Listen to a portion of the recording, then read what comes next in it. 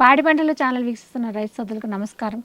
ఈనాటి అభ్యుదయ రైతుల పరిచయవేదిక కార్యక్రమానికి అనంతపురం జిల్లా రాప్తాడు మండలం హంపాపురం గ్రామానికి చెందిన అభ్యుదయ రైతు శ్రీ మోదుపల్లి అమర్నాథ్ గారు పాడి పంటల ఛానల్కి విచ్చేశారు. నమస్కారం అండి. నమస్కారం మేడం. వీరు రబీ సీజన్లో మొక్కజొన్న పంట సాగు చేస్తున్నారు. మొక్కజొన్న పంట సాగులో వీరి అనుభవాలను ఛానల్ ద్వారా తెలియజేస్తారు. మొక్కజొన్న వేసుకోవాలనుకుంటే అక్టోబర్లోనే మేము సేద్యం చేసుకొని దాంట్లో ఏదైనా దిక్కిలో మంచి ఎరువు అవి అన్నీ కలుపుకొని సేద్యం చేసి పెట్టుకొని బోత్తోలి నవంబర్లో దాన్ని విత్తనం వేసుకోవడానికి బోత్తోలుకొని విత్తనాలు పెట్టాలనుకుంటే గ్యాప్ వచ్చేసి జాన వెజిటేషన్తో పెట్టుకొని దానికి మంచి దిగుబడి వస్తుంది. దంటుకు ఆనుకోకుండా కంకి కూడా వేపుగా పెరిగి బాగా ఉంటుంది.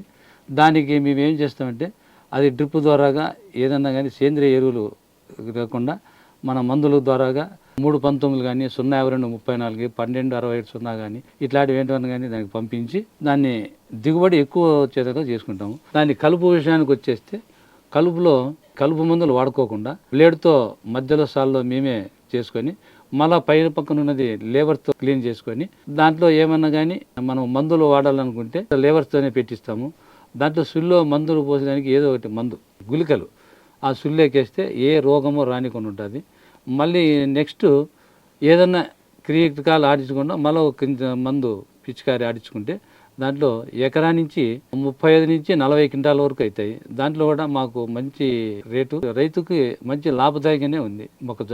మొక్కజొన్న పంట కోతకు వచ్చిన తర్వాత మిషన్తోనే చేస్తాము.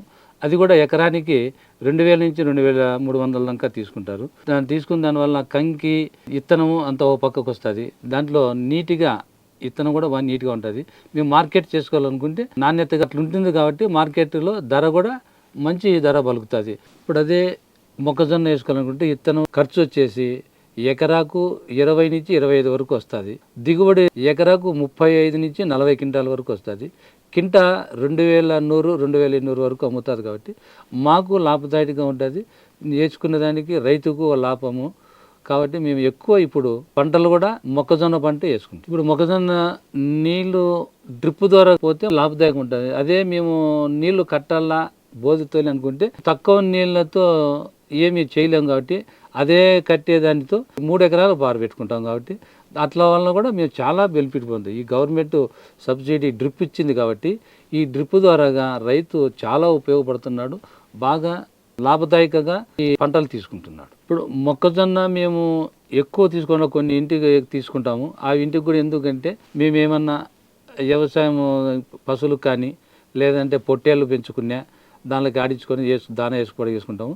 ఇంకా మిగతావన్నీ ఇంటికాడికి వచ్చే ఇట్లా మార్కెటింగ్ వచ్చి కొనుక్కొని పోతారు. కాబట్టి దాని ఖర్చు మార్కెటింగ్ చేసేదానికి వెహికల్ ఖర్చులు, అమాలి ఖర్చులు అన్నీ తగ్గిపోతాయి. కాబట్టి మొక్కజొన్నతో మంచి దిగుబడి వస్తుంది. లాభదాయకం రైతు పొందుతున్నాం. మొక్కజొన్న మార్కెటింగ్లో సూచనలు, సలహాలు రైతు సోదరులకు చాలా చక్కగా తెలియజేశారు. ధన్యవాదములండి.